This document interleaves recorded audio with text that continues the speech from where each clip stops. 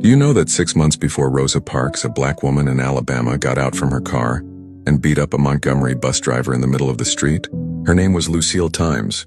In 1955, Lucille Times was driving her brand new Buick through Montgomery, minding her own business. But behind her was a city bus driven by James F. Blake. Blake started driving aggressively behind her. Then he tried to run her off the road. Not once, not twice, 3 different times. Imagine driving through the street and realizing a city bus is trying to force you off the road.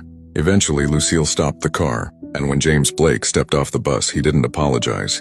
Instead, he came toward her aggressively like he wanted to intimidate her. But Lucille Times wasn't backing down. She got out of the Buick and confronted him right there in the middle of the street. People nearby stopped and watched, and then the situation exploded into a fight. Lucille punched Blake directly in the head.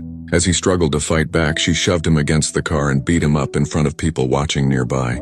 But here's the craziest part. The story didn't end with the fight. Lucille became so angry over the incident that she started encouraging black residents in Montgomery to stop riding city buses altogether.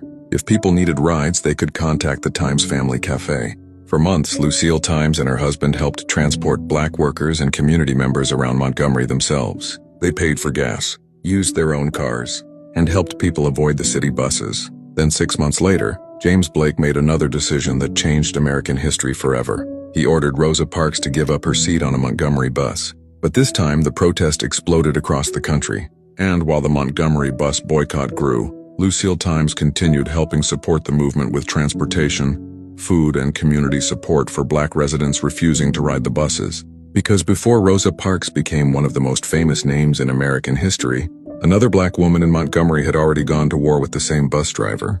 If this is your first time hearing this, comment "first time." Not every hero makes it into textbooks.